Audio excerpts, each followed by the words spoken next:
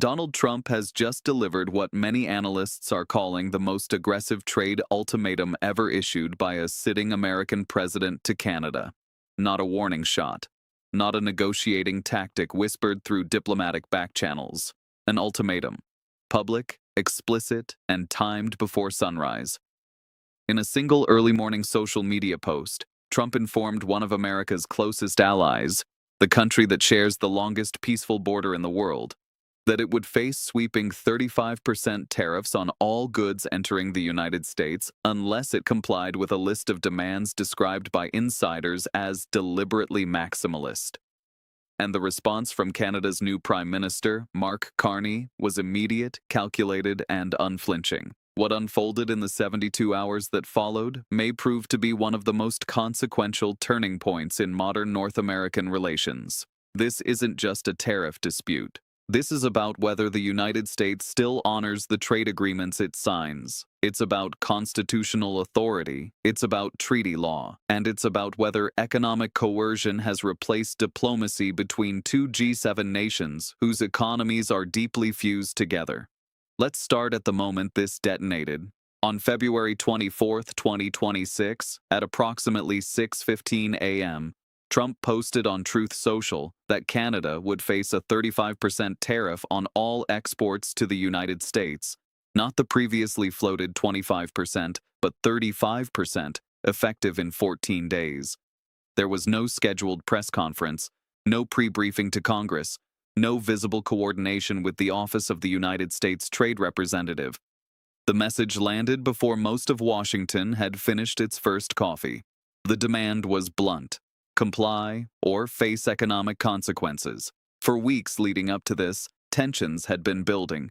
Since December 2025, Trump had repeatedly suggested that Canada should consider becoming the 51st state. Canadian officials initially treated those remarks as rhetorical exaggeration. But privately, diplomats reported increasing pressure from Trump's team to stop publicly dismissing the idea. What began as political theater evolved into diplomatic strain. Then, on February 17th, a senior White House economic advisor gave an off-the-record briefing to journalists in Washington outlining a tougher tariff strategy. Reporting from outlets including The Washington Post and The Globe and Mail suggested that the administration viewed Canada's resistance not as a policy disagreement, but as a political provocation. The tone, according to sources familiar with the summary circulating in Ottawa, was not about trade imbalances. It was about submission. By February 19th, Carney's team convened a high-level strategy session inside the Langevin block near Canada's Parliament. Present were the Finance Minister, the Governor of the Bank of Canada, senior trade counsel, and former international monetary officials who had worked alongside Carney during his tenure at the Bank of England. This was not a government scrambling to react, it was a government activating a plan. So when Trump's post went live on the morning of February 24th, Carney was ready. Within minutes, his chief of staff contacted him. Within an hour, a cabinet-level call was underway. They agreed the response had to meet 3 conditions. It had to be immediate, economically credible, and signal to the global community, not just Washington, that Canada was not capitulating. At 7:45 a.m., Canadian trade attorneys began drafting formal complaints under Chapter 31 of the United States-Mexico-Canada Agreement, the USMCA, the very trade pact Trump had personally negotiated and signed in January 2020 with great fanfare. By 9 a.m., the Canadian Embassy in Washington had contacted 22 U.S. senators representing states heavily integrated with Canadian trade, Michigan, Minnesota, Montana, Ohio, providing detailed economic impact briefings before Carney even addressed the public. Then came 11 a.m. Standing at a podium at Rideau Cottage in Ottawa, Carney spoke calmly and deliberately. "The United States has issued an ultimatum," he said. "We do not accept ultimatums." He described Canada as a sovereign nation, a founding member of NATO, and one half of the largest trading partnership either country has ever had. Then, he announced Canada's response, a full review of export permits for critical minerals destined for the United States, including cobalt, lithium, and rare earth elements essential to American defense manufacturing, immediate reciprocal tariffs of 35% on American consumer goods, and a formal invocation of Chapter 31 dispute resolution under the USMCA. The message was unmistakable. Threatening Canada would have consequences. Financial markets reacted instantly. U.S. automakers reliant on Canadian components saw share prices fall sharply in early trading.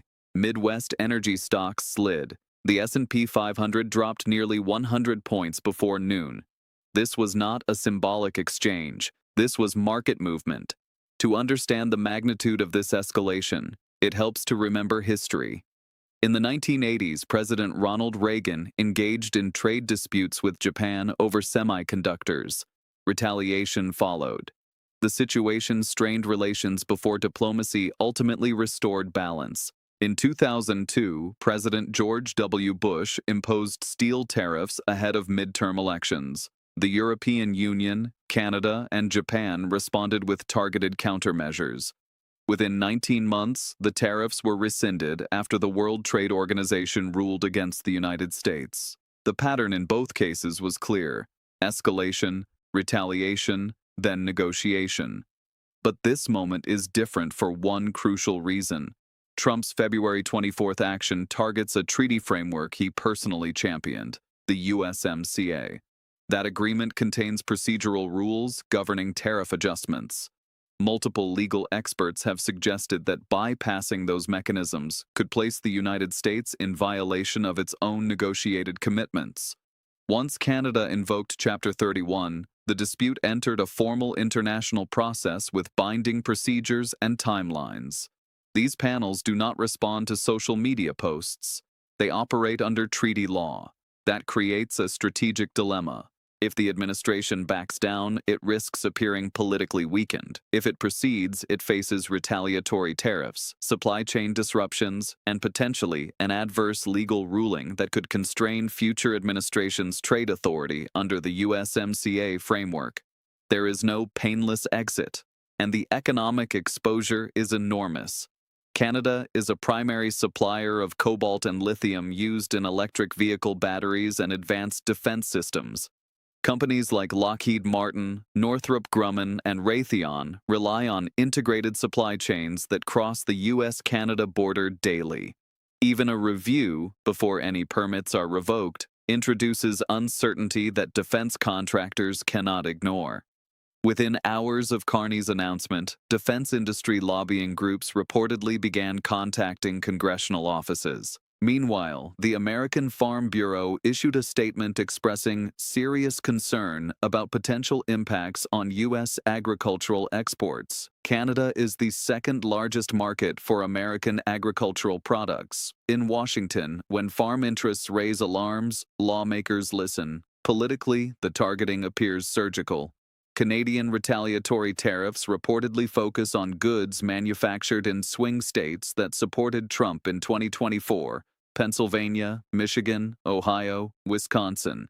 This is economic retaliation calibrated with electoral precision.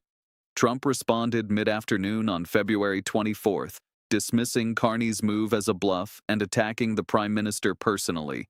He predicted Canada would return to negotiations within 72 hours, but the markets were already signaling otherwise. Legal scholars quickly pointed out that dismissing a treaty-based dispute resolution process as a bluff misunderstands how international agreements function. Once invoked, the mechanism moves forward unless both parties withdraw. And that brings us to the larger constitutional question. Trade agreements ratified by Congress carry the force of law. If executive action appears to contradict specific treaty provisions, it raises questions not only about trade policy, but about the balance of powers between Congress and the presidency. If the United States disregards binding dispute rulings, it signals to every trade partner that American commitments are conditional. That risk is not abstract. The European Union has reportedly expressed solidarity with Canada's legal position. Japan and South Korea, both operating under trade frameworks with similar procedural provisions, are watching closely. If treaty reliability erodes, it affects not just North America, but the global trade architecture. Inside Washington, Senate Commerce Committee members from both parties have reportedly pressed trade officials for a clearer legal rationale behind the tariffs. The answers, according to those familiar with the session, have not fully satisfied lawmakers. Manufacturers are divided. Some see leverage, others fear supply chain shock. Markets are cautious. Investors dislike uncertainty more than tariffs themselves, and uncertainty now defines the moment. The USMCA dispute process includes a mandatory 30-day consultation period before formal hearings begin. That means any panel ruling is unlikely before mid-spring. In the meantime, tariffs are in effect, export reviews are underway, political pressure is building. Mark Carney is scheduled to address the Canadian Parliament on March 3rd, where additional measures may be announced. If Canada moves from reviewing mineral export permits to revoking them, the pressure on U.S. defense contractors, and therefore on Congress, will intensify rapidly. So, where does this leave us? A president issued an ultimatum. An allied prime minister responded with coordinated economic and legal countermeasures faster than Washington anticipated. Financial markets reacted, treaty mechanisms were activated, and the credibility of American trade commitments is under scrutiny. This is no longer just about tariffs. It is about whether international agreements signed by the United States remain durable across political cycles. It is about whether executive authority in trade can bypass negotiated procedural safeguards without consequence. And it is about whether the U.S.-Canada relationship, one of the most integrated economic partnerships in the world, can withstand an escalation driven not by structural trade imbalance, but by political brinkmanship. The next 30 to 60 days will determine whether this confrontation cools into negotiation or hardens into a legal and economic standoff with lasting institutional consequences. If dispute panels rule against the United States and the administration complies, it reinforces treaty constraints. If it refuses, it risks redefining America's role as a treaty partner. And if markets begin pricing in long-term supply chain decoupling between the United States and Canada, the structural costs could outlast any administration. History will likely mark this week not simply as another trade flare-up, but as a test of treaty law, a test of executive authority, a test of economic interdependence, and perhaps most importantly, a test of whether ultimatums have replaced alliances in American foreign policy. What happens next will echo far beyond this news cycle.